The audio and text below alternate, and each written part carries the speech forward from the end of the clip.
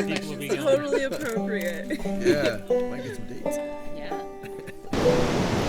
Hey everybody, Jamie here from the Enigmatic Pneumatics channel, and I just want to welcome all of the new subscribers since I posted Lee Blake's interview. Lee is a great guy, did a great job on his build, and I was proud to be able to interview him and bring that content to you. And I want to also mention that if you liked Lee's video, go ahead and check out these buttons I'm going to put up for you on Lou Bichetti. And there's also a previous video of Lee also to check out if you haven't already. But Lou Bichetti, a little bit of background on him, he is a boat builder, and he built a Vardo, which is a trailer that he lives in, and it is very well thought out along the same lines as Lee's video. So check that out. There's a lot of good videos in the archives here on this channel.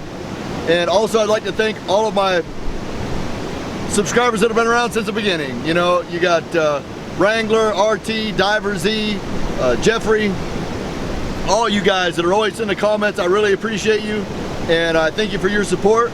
Speaking of support, I've got 8 patrons on my Patreon page, and I really appreciate you guys. Anytime you see videos moving forward of me doing some of the free van builds, and you see me using things like butt splice connectors or terminals or 2-gauge, 4-gauge, 6-AUG wire, it's you guys that help pay for that. And so in effect, I'm doing your builds. I'm just a facilitator. So thanks a lot for your support with that stuff. It also helps me get along down the road. With that, I've got a new video that I'll go ahead and bring to you now, which is Jax Austin. I really like this interview because Jax has a Schoolie that he built out, a 5-window Schoolie. And I never really thought much about Schoolies before until I went inside this one. And I really like the way that he built out the inside of it. I like his decisions with the design on the interior. I like his decisions with the engine he chose and the way he quietened down the engine. He's just got a fantastic build and a fantastic story. So with that, I present you Jax Austin. Let's take a look. This morning I'm just outside of Zion National Park with my new friend Jax. I'm inside his rig right now, which is a converted bus, one of those shorter buses for municipal purposes, like for hauling around kids and stuff, rather than a shuttle bus. I'm saying that because we're on the inside. I don't have my mic muff on, and it's very windy. It's a cold, windy day, even though it's about to be May. And we're just going to take a moment and give a little tour. I want to introduce you to Jax. I think you'll really like him. And his rig reminds me a lot of Colby's. If you remember the interview I did of Colby, the guy that played the banjo, that had that reclaimed pallet wood that he made the inside of his rig with. This kind of reminds me of that. I think you're really going to like it. It's going to make, if you haven't looked at a lot of Schoolies, this is going to show you the potential of how warm a feel you can make an industrial vehicle into. And with that, I'll just throw it over to Jax. What's happening, man? Morning, everybody. My name is Jax. Welcome to my man cave on wheels. His name is Dan, the adventure bus, named after my late Uncle Dan. As Jamie was saying, most of the build is made out of reclaimed wood. This used to be a 16-foot piece of barn rafter. These drawer fronts were also part of different homes and barns. The floors are mixed species hardwood from the Northeast, because they used to use hardwoods on the Northeast for their barns. These drawer fronts, I've been told, are from the 1890s. They have square nails still in them. And the square nails were made by blacksmiths by hand. The technical aspects, this is a 2003 E450 Super Duty with a 7.3 liter diesel.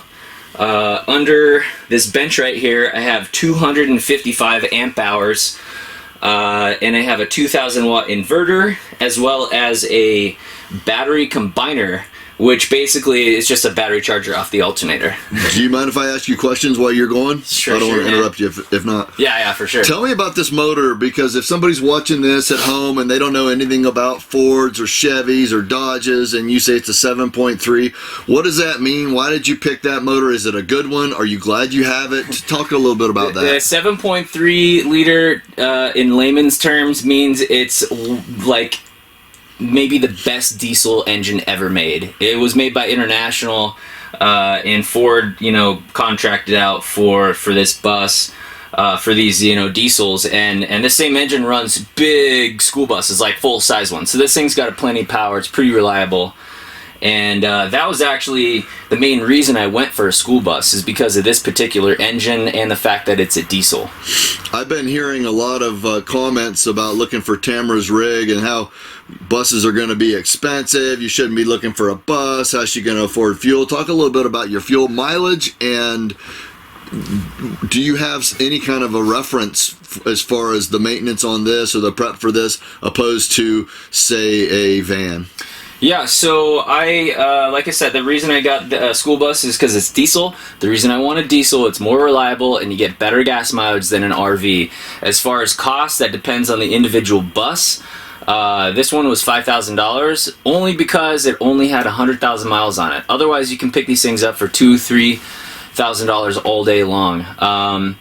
But like I said, it just depends on the particular bus that you get. Some are bad, some are going to have problems, but this one is a good one. Mileage? Mileage is about 12. I think if I slow down, I could get 14 to 16. So you're getting 14 to 16, at least 12. I think I'm getting under 10 with my brand new engine and my Chevy Astrovan because I'm pulling a trailer. I'm getting close to 50% to twice what an RV gets as far as gas mileage, because a lot of those Class C guys get like 8 miles per gallon, or Brian's get like 6 or something like that. So he's getting 6, I'm getting below 10. Yeah. And I know that right now it's your mission to visit all 48 states, but in reality for me, I can't speak for you, I can't speak for everybody else, but in reality for me, I would rather have the setup that I want rather than let the mileage dictate it, because I go to some place fun and I hang out there a while. Yeah. I drop my dirt bike down. I feel like I got a full dose of that place. I'm not trying to keep one step ahead of the law. I mean, how do you feel about it? Well, for my particular project, I'm trying to hit all the states I can drive to within a year. So again, that was one of the reasons I went with the diesel. But if you're gonna do more boondocking for a week or 2 weeks at a time and just kind of be around the same area, maybe it really wouldn't matter so much the kind of engine, or if it was gas or diesel for the gas mileage. If you're going very small distances, if you're going big distances, and you're going used, I would say try and get a school bus, a diesel. They can be more expensive to fix, but they are known to be more reliable. Folks were talking about how much money you'll spend on tires. My tires cost $275 a piece, so I can drive across Cactus with impunity, or I can go in the loose sand in Baja. What do tires run on something like this? Well, it depends what kind of tire you go for. It was just a little bit more to get BF Goodrich all-terrain tires, so I had to buy 6, not 4, and it was about the same price that you paid for all 4. It was about $1,000. Okay. So it wasn't so bad. But everything is a factor that goes into this. 6 tires, that's 2 extra tires and 2 extra wheels you got to be responsible for. It is a little bit wider than some of the other school buses, but this is a classic short bus, so it's not super huge like a full-size one. And we're not putting tires on every 6 months. No, that's another thing to look for. When you're going to buy one, try and see the tread life, try and see the brake pad life. Check and see, the maintenance records and things like that, because you might not have to put anything into it right away, and then again you might have to rebuild the engine. Okay, so that's a little bit about that. I don't think I'm really doing justice your rig here. I'm going to try to get some more with better light and see if the camera will adjust. You've got a refrigerator. Is this 110? Or? Yeah, this is a 110 fridge. It's just a standard, hardware store fridge. Just pretty compact. Does the trick. Got some things in the fridge and the freezer. So you're plugging that into an inverter? Yeah. And then for camping, for a stove, I have a camping stove. I wanted the flexibility to cook outside as well. The sink basically has just kind of been a catch-all for all my crap, basically. I got a bunch of drawer organizers down here, so everything is nice and tucked away. I just got a bunch of big old, bins and stuff like that to keep extra organized too for that. And in the back, I have one of these bed in a boxes. This one's a yoga bed mattress. It's memory foam. It's amazing. Best sleep I've ever had. And then for around here, I got LEDs with burnt cedar. I just took a propane torch and torched it a little bit. And then for curtain rods, we just have copper pipes with some cream-colored blackout curtains. Okay. Oh, and the grand finale. Wait, let me get the LEDs. You put the LEDs in. Yeah. Get that on a dimmer, or? Yeah, it's a little remote. You can do all kinds of things with it. It goes different colors. You can dim it. It was about $70, and I bought 2 of them at Home Depot. Okay. So, yeah, just hit it behind here for some indirect lighting. And, folks, this is where the magic happens. All right. I like to call this the dump trunk. This is where I keep my Thetford Porta Potty Curve. This is a nice unit. Has a little battery-operated flush. Tells you when it's full and when it's empty. And it has a large seat. So some of the other ones have a real small seat, so you can't fit everything down in there. But this one's a good one. Okay. So you do have a potty on the road, and that's important, by the way, because as you're traveling around, some of the parks and some of the even free public land camping places might just roll up on you and pull an inspection. And I know if you're out in Moab and you don't have a porta potty, they can ticket you. Really? Even if you're camping on public land. Wow. It's right there in their information packet and at their visitor center. Didn't know that. The reason I went with this one as well is I wanted a composting one, but those are about $1,000, and I can spend $1,000 a lot of ways, you know. You know, that's another very interesting point that I would like to bring up. If someone is building their own rig at home and they want $1,000 composting toilet and they want a, $1,000 Engel refrigerator and they want it, that's okay. Get the rig, start, and then build up to that stuff. You can switch that out anytime you want, man. Absolutely, absolutely. I mean, I personally don't understand why they're so expensive. It seems like similar kind of materials and stuff like that. I know there might be a bit more components and stuff like that, but basically it's plastic. I don't know why. They're new. They might come down. Yeah, I don't know why. This thing was like $130, I don't know why those things aren't maybe $260 max. Right. Maybe it has twice as much plastic, but that's it. How do you take a shower in here? I don't. That is, like you said, you can add up to it. You can add things as you go. A shower will be in addition. Either I'll do a solar or some kind of pressurized thing, but I still need to figure that out. Okay, so I've been doing truck stops. In the meantime, you've been doing truck stops. Talk a little bit about that. If somebody goes truck stops, what are you talking about?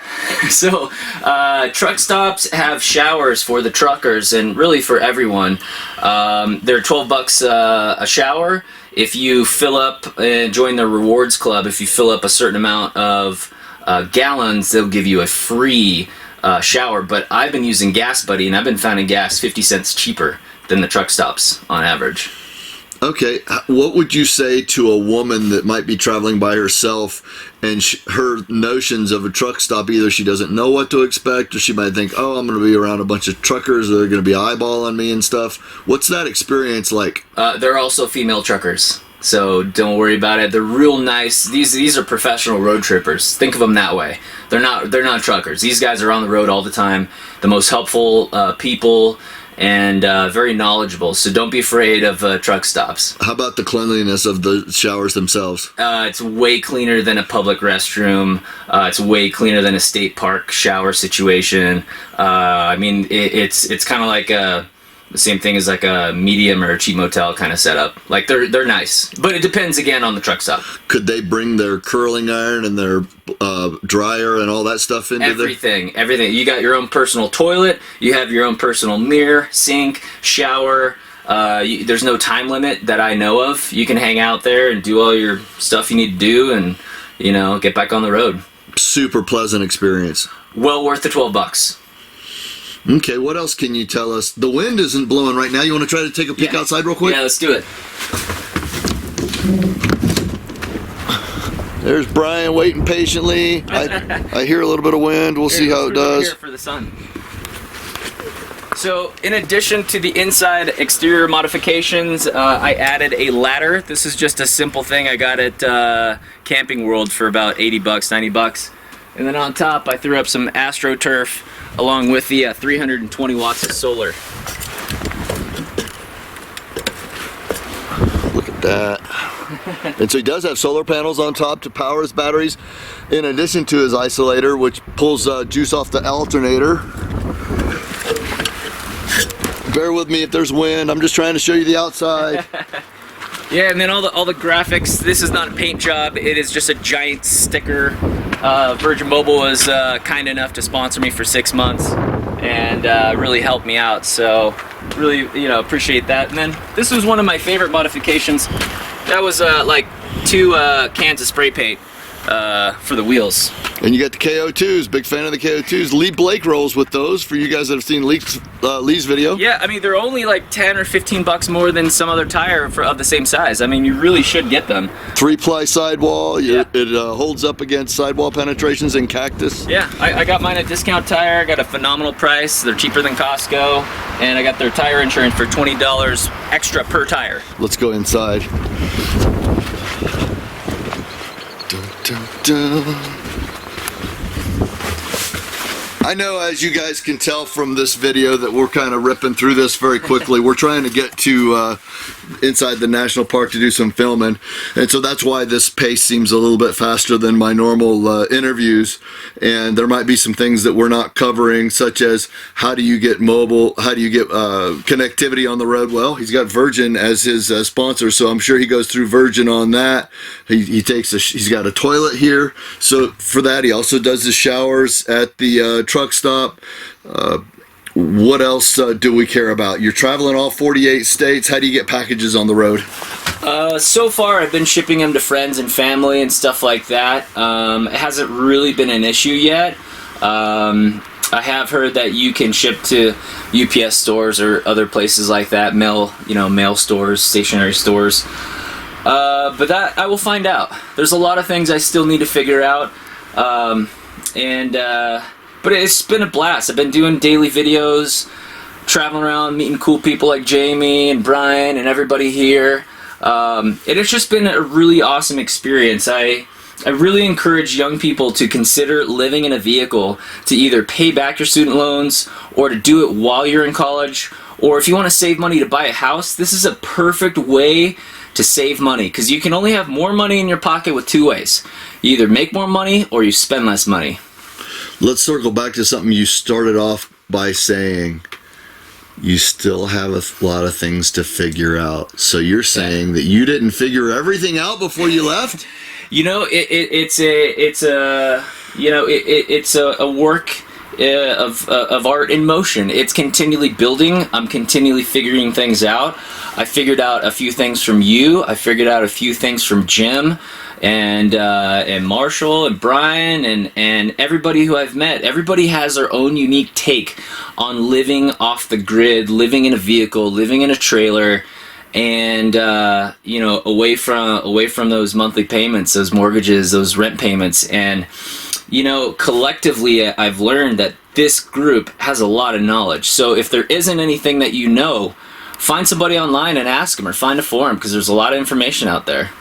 So the takeaway is, you don't have to know everything in order to get started. You can get started right away. Yeah. And it's still going to be okay. And if you run into challenges, the community of other like-minded people that live this way seem very congenial and open to share the information that they've learned. And we're all learning as we go. Things change as we go. We're all learning still. I know even with me, whenever I do installs for solar or anything else, it seems like every 2 or 3 installs, I jump another level. Yeah, a lot of people are saying, well, I don't know how to build stuff. And, I'll buy one once I learn how to do this. Well, you learn as you go. You don't have to, when you start living in a vehicle, you don't have to pimp it out first. You can just throw your little mattress on there, your inflatable thing, start saving money, and then once you get some money, then you can start building it up and make it look nice. There's nothing wrong with that. Great stuff. Any last words? The only permission you need to get to chase your dreams is your own. So just go and do it. Very good advice. We can always go back to our old life. We can always change it. We can always reinvent ourselves. Absolutely. Nothing's permanent. So if anything, this could be an experiment for yourself, for your soul, for your living situation, for your outlook on life. You know, there's no rules to it. So. Well, hey man, I like your outlook on life. How do people follow you? Everywhere on the internet at Jax, J-A-X, Austin, like the capital of Texas. YouTube.com/Jax Austin. I'm everywhere. I'm friendly. Come say hi and let me know you came from Jamie's channel. Awesome. Thanks a lot. Let's go to Zion and have some fun. All right, let's do it. All right. Thanks a lot for watching. If you guys know of anybody that may be thinking about getting a Schoolie or could benefit from this video, please share this with them and let me know what you think about his rig. And if you have any follow-up questions, I'll be down in the comments, as will Jax. You guys have a good one. We'll see you on the next upload. See you later. You know, during the course of this whole month that we're doing this, it's amazing how many little bits and pieces you need to make these projects work. And you can't expect the people to really know what they need because they don't have a clue. Or they'll order like a solar kit online and think that's everything they need to build it. But it's not. It doesn't include a whole bunch of stuff. So I know I ended up buying a compressor because we needed a compressor for air to shoot some staple guns that I have. And I bought a Ryobi toolkit because I didn't have everything I needed for the build. And it just makes things easier. But there was a lot of people missing their fuse panels. We were trying to put together these little crimp-on fuse panels. Everybody needs crimps when you wire things together. No one comes with that stuff. So you really ought to try to get some kind of a Patreon thing going to help support these builds. And I think it would make it easier because Jamie came out of a lot of pocket, I know, and I came out with, I mean, that's fine. I don't mind doing that. But, you know, I had to donate, you know, a couple $100s, I'm sure, to make this happen. And if everybody would support a little bit, I think it'd be better for everyone. Because, you know, if you pay $1 or $2 to watch a video, and if everybody does that, then that adds up quick, and that can all go back into helping the van builds and for next year. And during the year, I'm sure Jamie will help. You know, when he sees somebody that needs a hand, he'll help them, not just on the time of the van build. But supporting Jamie with the Patreon, I think, is a good way to go.